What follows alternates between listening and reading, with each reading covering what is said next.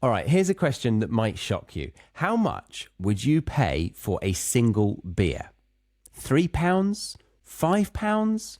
Maybe £7? If you're somewhere really fancy. Well, buckle up, because today we're looking into a story that got the British public absolutely fuming. We're talking about Wimbledon 2025 and a beer price so outrageous, it's practically breaking the internet. In this video, we're going to explore an article about how shocked Brits are at the eye-watering cost of a bottle of beer at Wimbledon this year. And along the way, we'll uncover some brilliant British English vocabulary that you can use in your everyday conversations. I'll break it all down at the end of the article. Plus, by following along, you'll be practicing your listening and reading skills. And if you try shadowing me as I speak, you'll even get some pronunciation practice in too. But before we get into the madness, I'd love you to do something for me. Drop a comment right now telling me how much a pint of beer costs where you live, and include your nationality or location. I'm genuinely curious to see how this compares around the world. And trust me, once you hear these Wimbledon prices, you're going to appreciate your local pub so much more. Right, are you ready to find out just how ridiculously expensive a drink can be at Britain's most prestigious tennis tournament? Let's get into it. All right, shall we begin? The Wimbledon beer shock, a story that will make you thirsty for answers. Clever. Picture this. It's a beautiful summer's day in London. The sun is shining, the grass courts are perfectly green, and the world's best tennis players are battling it out at the most prestigious tournament in tennis, Wimbledon. You've not only managed to get tickets to centre court, but you're sitting courtside, watching some of the most exciting tennis matches of the year. Now, before we go on to the next part of the story, I want to remind you that I'll be breaking down some of the vocabulary that you see highlighted in this article. But if you wanted to unlock all of them and get some exercises to help you remember them, then you'll want to get this video's PDF lesson pack that I have made for you. To do so, you'll want to scan the QR code on screen right now, or head to the link shown on screen, which is also available to click on in the description box and the pinned comment below. That will take you to this page. Fill out your name and email to join my mailing list, and then you will receive this video's PDF lesson pack in your inbox. All right, let's get back to the article. The atmosphere is electric. The crowd is cheering. The tension is building, and you're having the time of your life. But then something happens that happens to all of us. You start getting a little thirsty. The heat is on. It's hot, really hot. The kind of heat that makes you dream of an ice-cold beer. You've been sitting in the sun for hours, watching the tennis, and now all you can think about is getting a thirst-quenching, deliciously refreshing cold beverage. Makes me thirsty. Might have a sip of water, actually.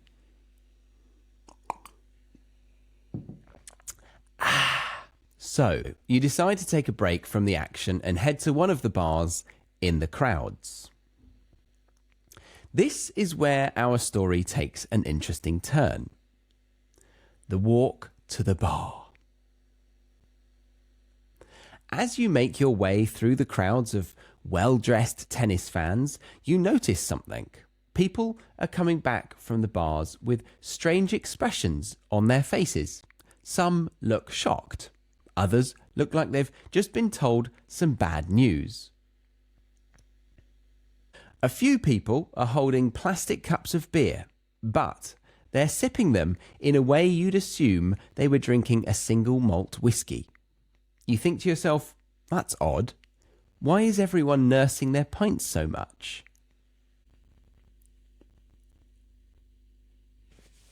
the social media storm. What you don't know yet is that all around you, people are pulling out their phones and posting on social media. Twitter/X is exploding with complaints. People are sharing photos of their drinks and writing things like, "Only a millionaire could get drunk at Wimbledon. The prices are crazy." One person wrote, "The people here probably don't care about the high prices," while others are complaining that even though they're paying a lot of money, they still have to drink from plastic cups instead of proper glasses. I mean, honestly. Didn't say that, that's my added commentary. I mean, honestly.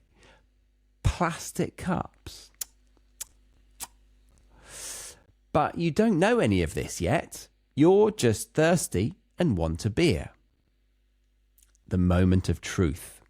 You finally reach the bar. The bartender is friendly, and there's a good selection of drinks available. You can see they have Stella Artois, which is Wimbledon's official beer. Perfect. You also notice they have Guinness, wine, and even Pimm's, that traditional British summer drink that goes perfectly with tennis.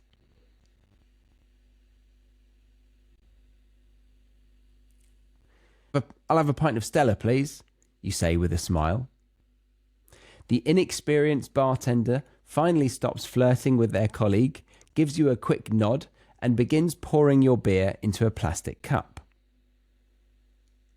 You don't mind too much though, because you're too busy thinking about how refreshing it's going to taste after sitting in the sun for hours, your neck aching from the repetitive strain of watching tennis. Then the bartender says the price. The reveal. Are you ready for this? That pint of Stella Artois costs £8.85. That's right, nearly £9. Woof! For a single pint of beer. That wasn't a very good whistle. And that sounds like I'm dropping a bomb. That's average.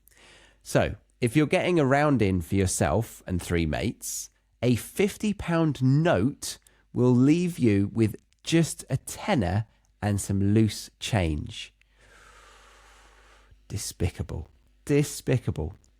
To put that in perspective, the same pint cost £7.55 back in 2023. So in just 2 years, that's a price hike of over £1. Goodness me. But wait, it gets even more absurd.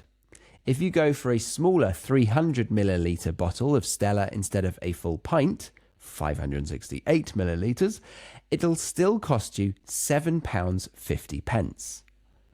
You could just say £7.50. But I'm being dramatic, so I'm adding the pence. £7.50.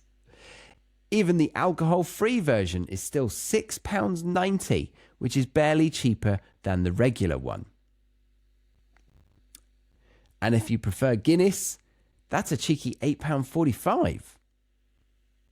It's not just the beer. Once you recover from the shock of the beer prices, you start looking at the other options. Maybe wine would be better. Think again. A small 187 milliliter glass of wine, that's less than a regular glass you'd get at most restaurants, costs £10.20. Red wine or rosé, it's all the same price. And how about a G&T? Same price, £10.20. If you want to go traditional and order a Pimm's, that fruity, refreshing drink that's practically synonymous with British summer events, you'll pay £12.25 for a single glass. Even the soft drinks are expensive. Maybe you decide to skip the alcohol altogether and just get a soft drink. Surely that will be more reasonable. Well, a bottle of fruit juice costs £4.20, and even basic sodas like Coke and Sprite cost £2.75. The snack situation. Of course, you might want something to eat with your expensive drink. A small pack of Galaxy Minstrels costs £4.40. If you prefer gummy bears, a pack of Haribo will set you back a fiver. A fiver! Want some ice cream to cool down? A tub of Jude's ice cream costs £4.50. Ice cream for me, has always felt expensive. So that is really expensive, but everything else feels more expensive.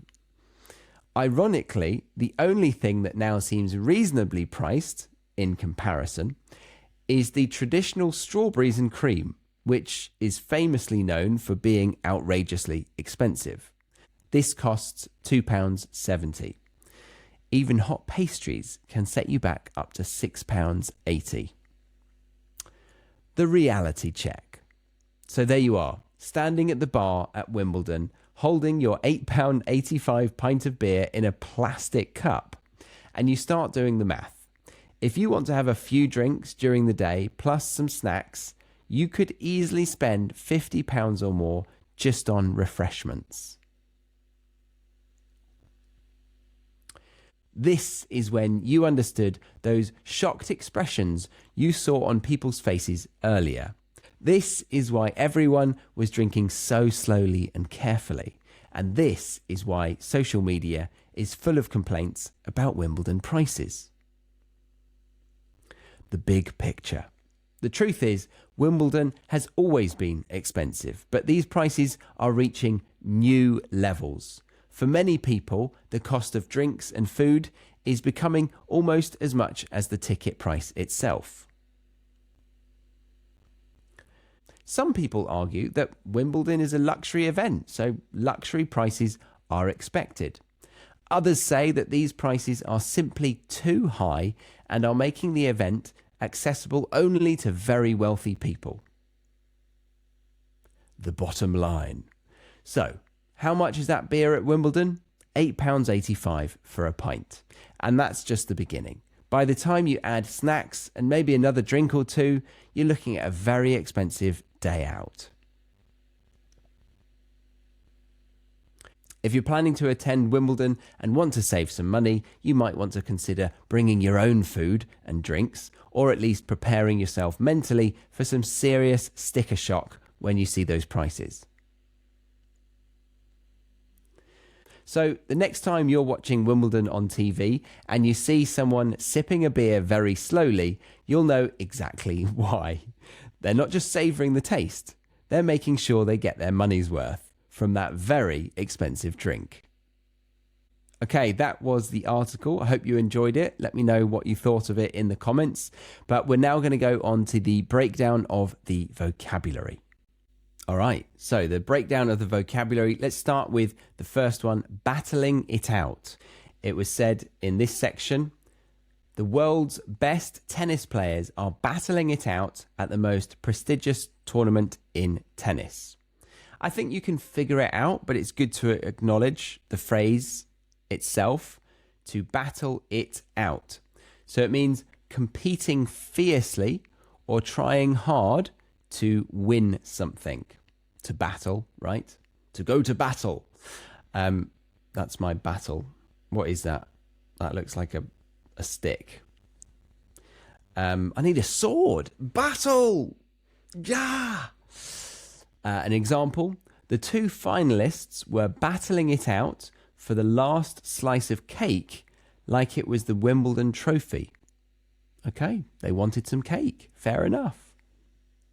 All right, the next phrase was prestigious, which was in that sentence a second ago. The most prestigious tournament in tennis, Wimbledon. And that means highly respected or admired, having high status. For example, she won a prestigious award for baking a cake that looked exactly like the Mona Lisa. I mean, if it was exactly like it, that's very impressive. I wonder if it would go for the same amount. I can't imagine it would, because it would go off, right? Cake goes off to go stale, to not be edible anymore. But then you might not want to eat it if it's that expensive. All right, let's move on. Number 3, courtside. you're sitting courtside watching some of the most exciting tennis matches of the year. I think you can work that out again, but again, it's a nice one to appreciate. So we have court, tennis court, or another type of sport, a basketball court, and then you're on the side of the court. So you're sitting or positioned right next to a tennis or sports court. It normally means that you're very close to the action. You're not, there's another phrase here, you're not up in the bleachers or the nosebleeds. That might be theatre, actually, nosebleeds. It could be both. But anyway, you're not really far away from the action. You're really close to the action. Courtside. Courtside tickets are very expensive. For example, he spilled lemonade courtside while trying to cheer with both hands. That seems quite American. I imagine that's a basketball. He spilled his lemonade courtside while trying to cheer with both hands. I mean, the most we do is this. Very good, very good, very good shot. Very good shot. All right, next one. The atmosphere is electric. The atmosphere is electric. The crowd is cheering. The tension is building. Okay. The mood is very exciting or full of energy. Example, the concert hadn't even started, but the atmosphere was electric with anticipation. Atmosphere, the people and the environment give the feel, which is the atmosphere. The feel of the room, how you feel about the place is what atmosphere really means. Another meaning of it in terms of science is our globe's atmosphere, but we won't get into that malarkey, that stuff. Malarkey, that's a fun word actually. That silly stuff. Malarkey. Okay, so the next one, having the time of your life. Well, that's obvious, right, for you? Having the time of your life. You're having the time of your life. It means enjoying yourself immensely, having a great time. I hope you're having the time of your life watching this video. An example, Grandad was having the time of his life at the disco, especially when the ABBA medley came on. Granddads, 2 generations above me, 1 generation above me actually, because my generation are fathers now. So Granddads, ABBA. Yeah, my dad loves ABBA. Yeah, fair. Thirst quenching. All you can think about is getting a thirst quenching, deliciously refreshing cold beverage. Now that's a good sentence to practice for pronunciation purposes. So thirst, it gets difficult here, I'd say. Thirst quenching, deliciously refreshing cold beverage. Beverage. Yeah. Okay, and then the definition, satisfying your thirst completely. Oh, lovely. Example, that lemonade was so thirst quenching, I nearly applauded it. It's quite funny. All right, the next phrase is takes an interesting turn.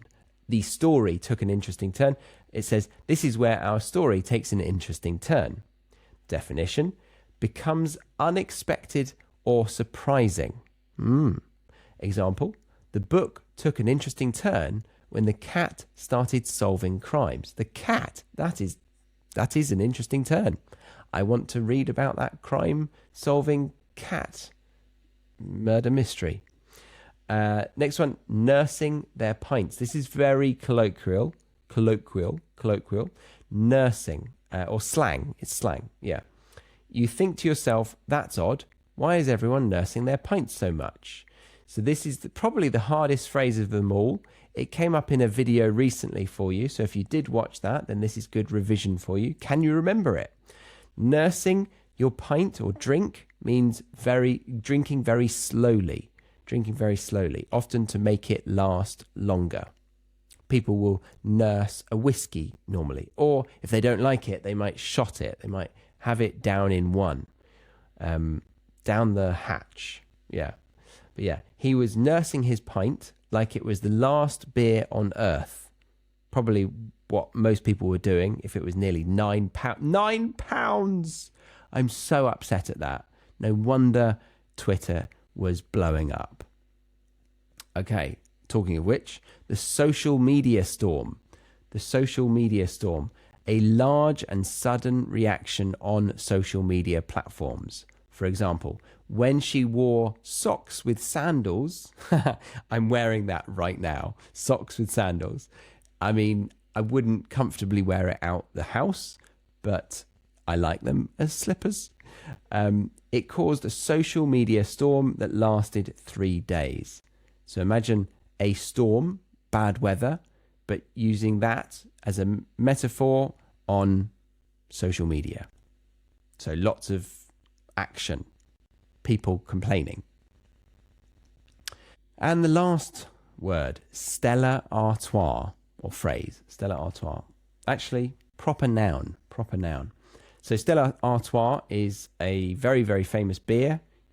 If you don't know of it, you might not be European, I would guess. I think most Europeans would know of this beer. I think it's pretty widely accepted in most European countries. I think it's Belgian. I thought it was French, actually. But yes, it's just a brand name, a beer name. You can see they have Stella Artois, which is Wimbledon's official beer. That was how it was used. A popular Belgian lager beer. So a lager is a type of beer. Example, he ordered a Stella Artois and tried to pronounce it with a French accent. It didn't go down well, or it didn't go well.